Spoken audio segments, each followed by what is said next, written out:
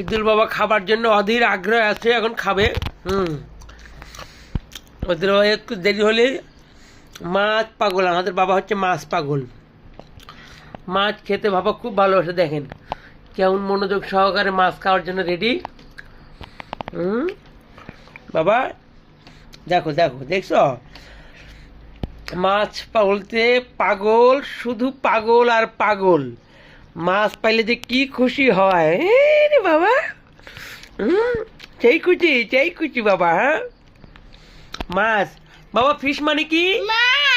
ওরে জান রে, জান বলছে যে ফিশ মানে মাছ। তোমরা কি জানো ফিশ মানে মাছ? তোমরা না জানলে শিখে নাও বাবা, ফিশ মানে কি? আরে বাবা রে, সুন্দর হয়েছে বাবা, সুন্দর। আপনি কি খাচ্ছেন? আরে বাবা রে, বাবা মাছ খাচ্ছে। তোমরা মাছ খাও। দেখ উপরে উঠতেছে। মাছ পাইলে আর কিছু লাগে না দুনিয়া তোর। সারাদিন মাছ দিলে সারাদিনই মাছ খাবে।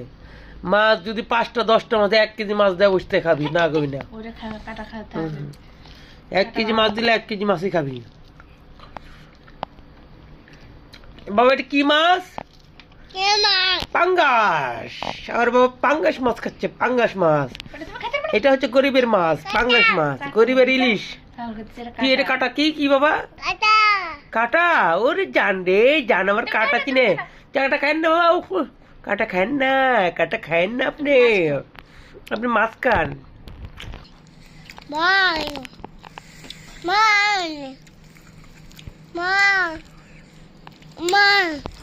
বাবা আপনি কয়টা মাছ খাইতে পারবেন? বাবা আপনি কয়টা মাছ খাইতে পারবেন একসাথে? কয়টা খাবেন?